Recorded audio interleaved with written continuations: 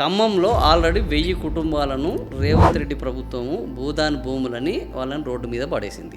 ఇప్పుడు ఇక్కడ కూలగొడితే అడ్డుగా నిలబడతాము అంటున్నారు. ఆల్రెడీ ఆడ కూలగొట్టారు. మరి వాళ్లకు బీజేపీ ఏం న్యాయం చేయబోతోంది? మేము కూడా ప్రధానమంత్రి ఆవాస్ యోజన నుంచి ఇల్లులు ఇవ్వడం జరుగుతుంది.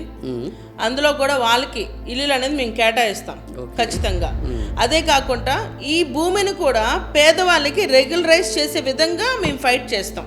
ఓకే, ఎందుకంటే ఇప్పుడు చాలా మనం ప్రతి పొలిటికల్ లీడర్స్ ఏంటంటే మాట్లాడేది వాళ్ళు అంతకుముందు ప్రతిపక్షంలో ఉన్నప్పుడు ఆయన మాట్లాడాడు గవర్నమెంట్ ల్యాండ్ అయితే మనం రెగ్యులరైజ్ చేయమా అని. ఇప్పుడు అదే గవర్నమెంట్ ల్యాండ్ ని రెగ్యులరైజ్ చేసి ఆ జనాలకి పట్టాలు ఇమ్మని చెప్పి మేము ఫైట్ చేస్తాం ఖచ్చితంగా. ఓకే, సో ఇప్పుడు రాష్ట్రంలో ఎక్కడ చూసినా కూడా బీజేపీ ఫెయిల్యూర్ వల్లనే కాంగ్రెస్ అరాచకం పెరిగింది. నిజంగానే బీజేపీ గట్టిగా ఉండుంటే బీజేపీ కాంగ్రెస్కు రేవంత్ రెడ్డికి బీజేపీకి సహకరించకపోతే ఇంత అరాచకం జరగదనే చర్చ జరుగుతుంది. ఇదంతా కూడా ఊహించుకుంటున్నారు.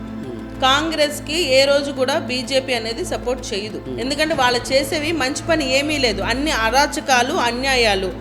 ఎందుకంటే మేము ఒక సనాతన ధర్మాన్ని నమ్మే వాళ్ళం, ధర్మ పోరాటమే చేస్తాం, అంతేగాని అలా అధర్మ పోరాటం అనేది మేము చెయ్యం.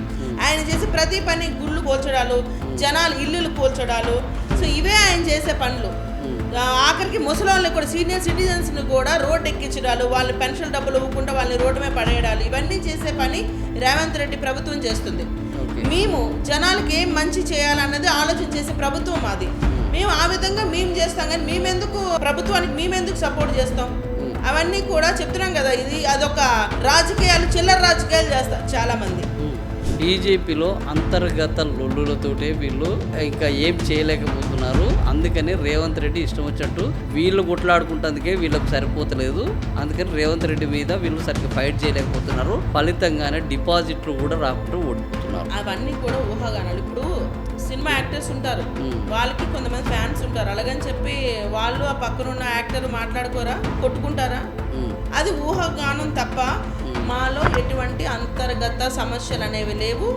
పోరాటాలు ఏం చేసుకోవట్లేదు, కొట్లాడుకోవట్లేదు. మేమందరం కలిసికట్టుగా పని చేసుకుంటున్నాం. కాకపోతే ఎవరి డివిజన్లో, ఎవరి వింగ్స్లో, ఎవరి ప్రాంతంలో వాళ్ళని చేసుకుంటున్నాం. అది ఎక్కడ ఏ ఏరియాలో ఉంటే అక్కడ బలోపేతం చేయాలని మేము ప్రయత్నం చేస్తున్నాం, కానీ అందరూ ఒకే దగ్గరికి వచ్చి బలోపేతం చేయాలని కాదు. ఎక్కడికున్న నాయకులు అక్కడ ఉన్నారు. ఖచ్చితంగా మేము స్ట్రాంగ్ అవుతాము, స్ట్రాంగ్ చేస్తాము కూడా.